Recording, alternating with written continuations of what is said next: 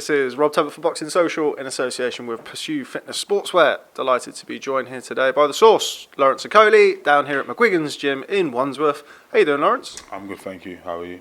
I'm very well, thank you. Very well, thanks for asking. You enjoying this bank holiday sun we've been having? Yeah, the sun's been good. I went to Carnival, enjoyed that, so it's been a good couple of days. Get down, show a few little steps out there. They got to see me out there, so it was fun. It was definitely. Well, I enjoyed Sunday more than Monday, but you know, it was what it was. So, how are you settling in here? Obviously, you've had your kind of your debut performance under the McGuigan gym banner. How are you finding settling into life here down in Wandsworth? Yeah, it's good. It's good. I usually rent somewhere near here, or Airbnb or something like that. So it's alright. The guys are quite funny, and everyone trains hard, so it's alright. Now, your last fight, I think it's fair to say that your opponent didn't really allow you to showcase what you've been working on. How frustrating was that for you at the time? Yeah, no, it was alright for me. Do you know what I mean? In the ring, there was a couple of moments I was a bit frustrated, but then outside of that, I just kept my composure and just wanted, like, most important thing to me is winning all the time. So whether the guy's running or coming forward, as long as I'm able to win, I don't really mind all the other stuff. But I got good feedback, so I'll just keep pushing. I've spoken to you about this in the past. You've been very self-aware, is the term that I used in the past when we've spoken about it. When you've had criticism about some of the fights you've had, Isaac Chamberlain, Matty Askin fight, you've been very self-aware and aware that this is an entertainment business as well as a sport, and it's important to win. Are you more aware of that moving forward now? You've had those experiences behind you? I think more so because Shane and the rest of the guys take the mick out of me every day. If ever in sparring I try to hold, they remind me. So yeah, more so for the criticism that I get in this gym. I've definitely been working on it. What about outside the gym? I've just come from your good friend and former amateur teammate Josh Boazzi. He says that he completely insulates himself and he doesn't think about sort of criticism outside of the gym, as it were. Are you the same? Are you different?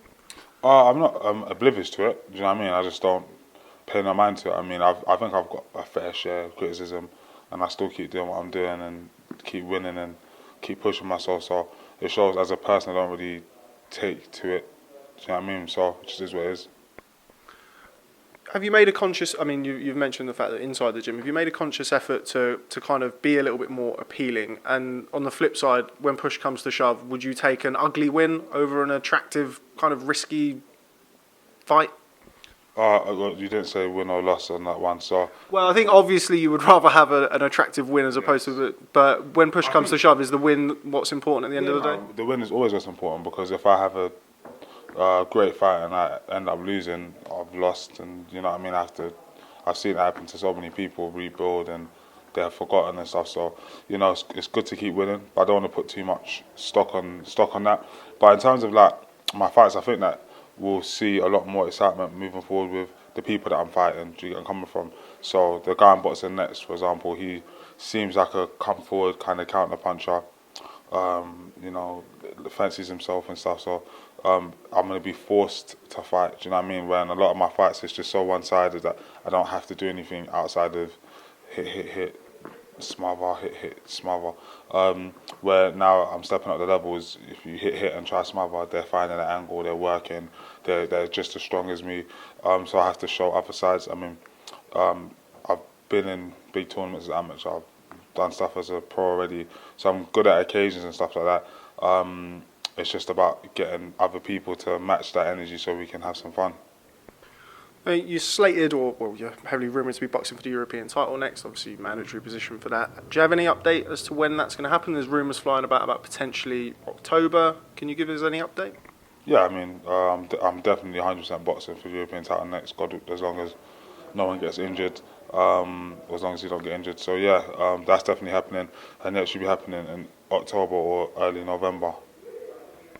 Just want to get your opinion, if you could, on Anthony Joshua. Obviously, your manager, somebody you know extremely well. Just your thoughts, really, on the rematch between Andy Ruiz and Anthony Joshua. What would you...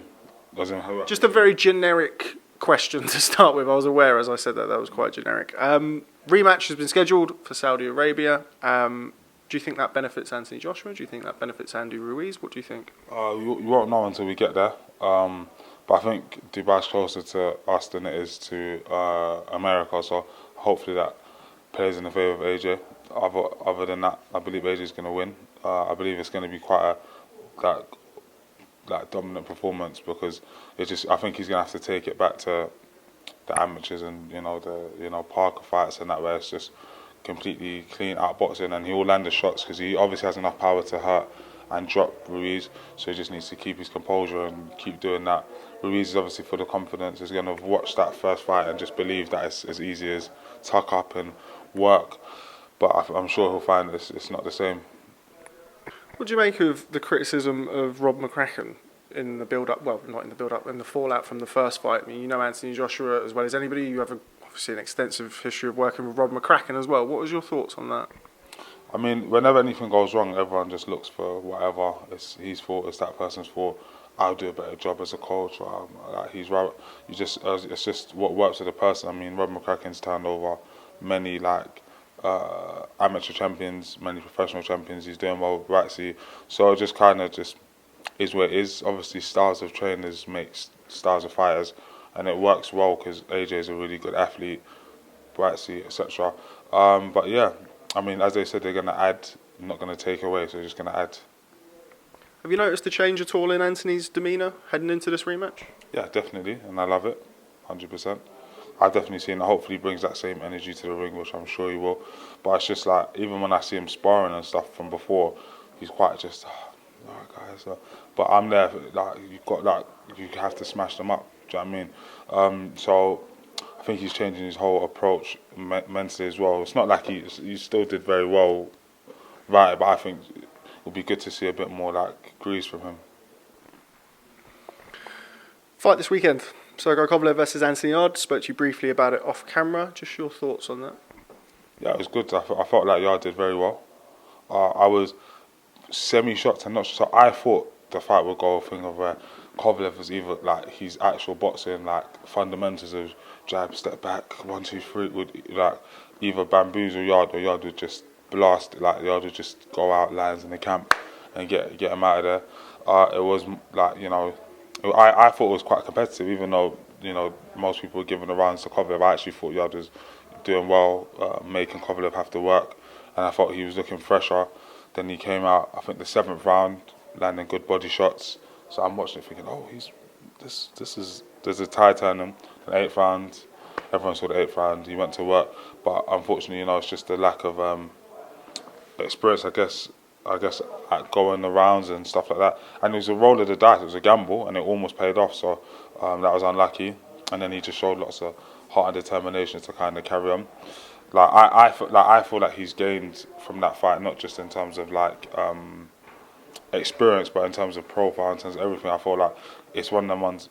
If you took Anthony out of the way, you didn't know who he was, didn't know anything. You just heard as a guy with his amateur record, his professional record, going in against the world champion, you'd think they'll get stopped in a round or whatever, but to go the way he did well. I mean, you also don't have a massively extensive amateur background, though you had a lot of success in a short space of time as an amateur. How important is it, or how much do you feel Anthony Yarde should be commended for taking that fight so early in his professional career? No, definitely. I feel like it was a massive step up, because then he hadn't boxed anyone really that was in the same kind of planet as Kovalev, and to go up and literally hold his own. He didn't get blown away by the occasion. Nothing. You have to give it credit. Do you know what I'm saying? Especially where he's never been in occasions like that. He's been in fights where he's headlined and stuff like that. But in your heart of hearts, when you're boxing someone serious and when you're not, there's a different feel. Do you know what I mean? If you're headlining in front of 100,000 people, but the guy you're boxing is not that great, you're not gonna have nerves. If you box in front of 2,000 people, but the guy you're boxing is serious, you're going to feel the nerves. So it's he did very well. There was talk not too long ago about you potentially challenging for a world title. I know when Denis Lebedev was active. When you see somebody like Anthony Yarde, who similarly to you, not exactly the same, has relatively little experience, does that kind of make you want to put the brakes on, or is it completely different for each fighter? Probably even more motivational. Do you know what I mean? Although he didn't get the decision, to see how he held it up was good. And he's obviously, that's even bigger gap in class between the guys he's been boxing and Kovalev compared to the guys I've been boxing and the world champions that are there right now. So I feel like it's it just showed 2 hands, 2 feet, 1 head. Just have a goal. So I rated it a lot. I really rated it. And same with myself. Like I said, I would have boxed whatever that guy's Lebedev. I would have boxed him if the opportunity had showed up. The same way, God willing, I beat the European champion. Anything's possible. What do you make of kind of the top end of the cruiserweight division, World Boxing Super Series final? You have Maris Bradis versus Junior Dorticos. How do you see that fight going? I don't actually. I don't know why I think Dorticus is gonna win. I can't actually no. I think Bradis is gonna win. To be honest, I think it'll be a bit too hard to and a bit too tough because Dorticus is really good at sort of winning based on like grit and power and just working the long shots. But Bradis is quite good at slipping and coming back with short crisp shots. But they're both getting a little bit older, so I don't know who's gonna have slowed down a bit more. But then again, Dorticus has been in some hard fights, so I think Bradis is gonna win.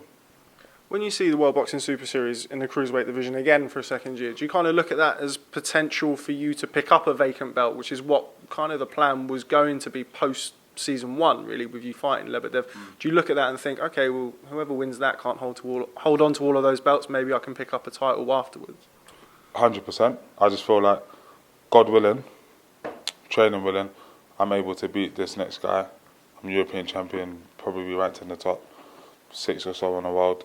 So then it's time to start angling towards world titles. I feel like right now there's outside of Bradis and the guys in the first Super Series, there's not many guys with that much experience at world level. So they're all boxing each other. But for example, Bradis, all these guys have had like maybe 4 or 5, like 2 to 5 world championship fights because of the tournament. But outside of that, everyone else is just waiting for their opportunity. So the experience isn't that makes sense. When I step up, there'll be talented fighters, really strong, really powerful, really fast, but they're not going to be that experienced at big stages, big occasions, defending world titles, so on and so forth. So I think it's a really good time to sort of, if I'm good enough, which I believe I am, push towards it.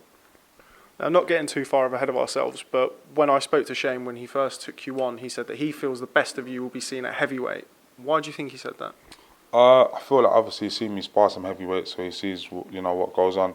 But I feel like I need to demonstrate and execute a bit more at cruiserweight before I take a step up. Even just like dealing with occasions and stuff, because like for my first this title here, it's going to be a big occasion. I'm fighting an undefeated, high knockout percentage champion. So obviously once I'm able to get through that and then say I'm able to win a world title at cruiserweight, it kind of sets up the sort of heavyweight sort of movement. I'm obviously quite tall, quite big when you see me in person.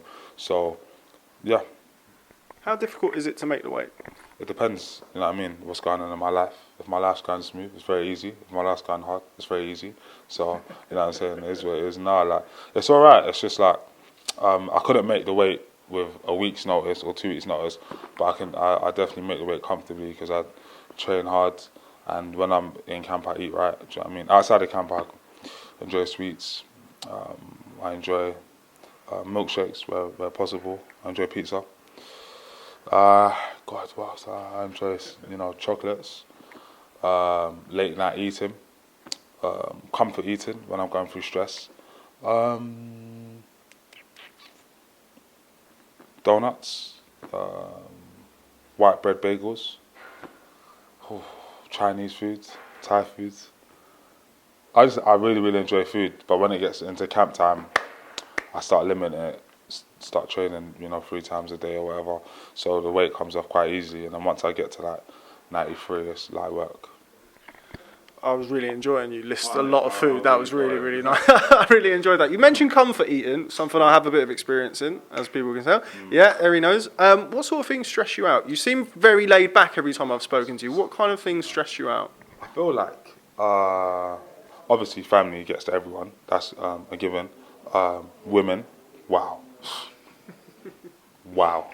That's a huge one. Definitely. Women. That's literally it, yeah. Just women in general, or women, a particular woman, and yeah, that's it. Outside of that, I'm calm. Okay, well, before I let you go and not go and eat a load of donuts, because shame will tell you off. Big fight this weekend. Your stablemate, Luke Campbell, goes for glory against arguably the pound-for-pound #1 fighter in the world. Talk to me about that fight. Luke's going to stop him in 1 round. Wasn't that the same prediction that you gave for Riakporhe Billam Smith? No, joking. Yeah, no. In all seriousness, though, obviously I've watched Luke before, amateurs, but I watched him training in this camp, actually being so close. It's like Luke's actually very good. Like I didn't actually realise how good he was live until I see him sparring and stuff. So if he's able to bring it out on fight night, it's a serious fight. You know what I mean? We've seen big upsets happen before. Obviously, Lomachenko on film, I've never watched Lomachenko live, but on film he looks sensational, really hard to hit, really fast, really awkward, really explosive. But as long as Luke's able to keep his composure, but clever, it's like he's longer, and I think he'll be. I don't know. Do you reckon he hits harder, or what do you reckon? Campbell hits harder than Lomachenko. Yeah, what do you reckon? From what I've been told, but I've only really been told one side of it with Campbell. I've heard that he punches very hard, yeah. Yeah, I mean, watching him in sparring, he looks like he hits hard on the pads and stuff. So, like I said, anything can happen. I don't want to be even. I actually feel that he's actually can win the fight. Do you know what I'm saying? It's one of those fights where it's just like everyone else is going to be very shocked if Luke's able to pull it off. But I just think it's just boxing. Like anything can happen. Do you know what I'm saying? You mentioned watching Lomachenko on film and how good he looks on film. What other fighters do you watch? Gosh, what other fighters? Do you mean current or like past? Any? Just in general, like I like Tommy Hearns. I like Luce. He's got really good foot movement. I like Evander Holyfield, but I don't really fight like him, so I don't really like watching him too much. But I like what he represents in the ring. But definitely Thomas Hearns. That's my main one. Both kind of that streaky power. Is that what you kind of take from him watching him? Yeah, definitely long range power, devastating right hand. But I think he had a bit more of like a killer. I'm really good at like finishing people once I've got them hurt, but I don't really go in with the mindset of like, oh, every shot is gonna be this, that, and other. Sometimes just rush it because I want to dominate people in terms of like physically and stuff. So I want to get my hands on them. If I miss, I want them to feel how strong I am. So it's a different kind of mindset, but they're definitely a lot more like kill or be killed kind of mindset. So I'm trying to tweak towards that, especially with Shane. But it's about finding the balance because I feel like everyone's different. Like a lot of people, someone could be physically exactly the same as me, just as strong, just as whatever. But then the way that your mind kind of works in the ring changes how you fight. So I'm very much like dominant. Like I'm gonna land on you, you're not gonna land on me. And I feel like it's come in two ways. So I've landed on people, and then they've come and I've tied them up or whatever else, or I've just moved out of the way. So I feel like I might have a little bit more. We'll see in this fight how I feel after the first round. If I want to have a bit more of a tear up. You mentioned that killer instinct with Shane, obviously your new trainer, heading into your second fight together. Why is that what you believe Shane will bring out of you? He says every day, I need to see you twist. You know what I mean? So I feel like, and just holding your feet for just that split second longer and kind of, thumping in the shot a bit more. I couldn't really do it with the guy's boxing last because he was on the back foot so much. But I feel like this guy here is gonna have a mix. Like from the different fights I've watched of him, he's quite he's come forward, but he's quite will lean back, try to come back with a counter shot, and he's good. It's going to be a good looking fight. Well, we look forward to it. Okay, Lawrence Okolie, thanks very much for speaking to Boxing Social. As always, real pleasure speaking to you, and look forward to catching up with you soon. Perfect, thank you. Lovely. Cheers, Lawrence. Cheers.